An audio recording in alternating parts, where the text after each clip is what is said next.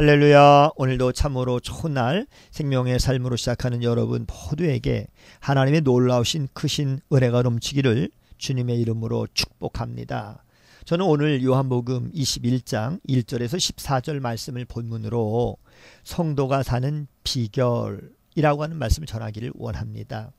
예수님이 부활하셨음에도 제자들은 어디로 가야 할지를 알지 못했습니다. 길을 잃어버렸습니다. 그래서 그들은 예수님을 만나기 전의 생활로 돌아갔는데요. 그런 그들에게 예수님은 다시 찾아오셔서 그들이 가야 할 길을 알려주셨습니다. 오늘은 이 본문의 말씀을 통해서 성도가 사는 비결 3가지를 말씀드리기를 원합니다. 첫째는 말씀을 회복하십시오. 제자들이 옛 생활로 돌아간 이유는 무엇일까요?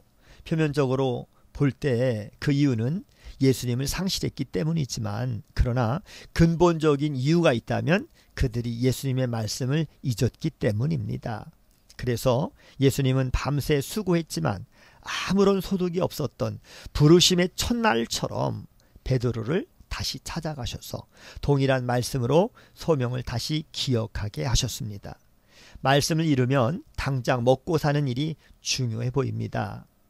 성도는 내 손이 수고한 것을 먹고 사는 존재가 아니라 하나님의 입에서 나오는 모든 말씀을 따라 사는 사람들입니다. 메마른 광야를 걸어도 여호와 하나님의 말씀이 이스라엘 백성의 의복도 헤어지지 않도록, 그리고 그들의 발도 부르트지 않도록 이끄셨다라고 모세는 신명기 8장 3절에서 4절 말씀을 통해서 고백했습니다. 성도는 말씀을 잃어버리면 아무리 먹을 것이 풍성하다 할지라도 길을 잃어버린 것과 같습니다. 두 번째는 예수님을 사모하십시오. 베드로가 예수님을 알아보고 바다로 풍덩 뛰어들었습니다. 바다에 뛰어드는 이러한 위험한 행동을 감수할 만큼 베드로에게는 보고픈 예수님을 만나는 일이 너무너무 중요했습니다. 그렇게 만난 예수님은 사랑하는 제자들을 위해서 먼저 숯불도 피워두시고, 그리고 그 위에 이미 생선도 올려놓으셨고요. 먹을 떡도 준비해 두셨습니다. 그리고 그들을 불렀습니다. 그물을 끌어올리는 제자들 향해서 이리로 와서 함께 먹자라고 말씀하시면서 손수 떡과 고기를 가져다가 나누어 주셨습니다. 성도의 가장 근본적인 욕구는 예수님을 만나서 사랑의 교제를 나누는 것입니다. 영적 만족이 채워지며 진정으로 용납받는 그러한 관계는 예수님과의 관계밖에 없습니다.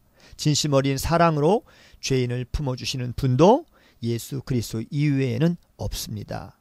그러므로 성도는 어떠한 상황에서도 예수 그리스도의 사랑을 사모해야 하는 것입니다. 세 번째, 사랑의 예배를 드리십시오. 부활하신 예수님은 제자들에게 해야 할 일을 먼저 말씀하지 아니하시고 그들을 먼저 먹이셨습니다. 먹는 일은 화평과 화해, 그리고 사랑을 나누는 행위였고요. 하나로 부르신 아버지를 경외하는 예배였습니다. 이것이 우리와 함께 나누는 성찬의 의미인 것입니다. 그래서 초대교회는 먹는 것을 통해서 사랑과 화평의 예배를 드렸습니다. 우리는 예배를 수동적으로 드릴 때가 있습니다. 마치 관객처럼 왔다 가면 할 일을 다 한 것처럼 생각할 때도 있습니다. 그러나 성도들은 의무를 행하는 사람들이 아니라 사랑의 관계를 나누는 사람들입니다. 우리의 예배가 거룩한 사랑의 관계를 맺는 예배가 될 수 있도록, 그리고 예수님의 사랑을 느끼고 예수님을 사랑하며 화평이 회복되도록 예수님의 성찬을 기억하는 예배를 드리십시오.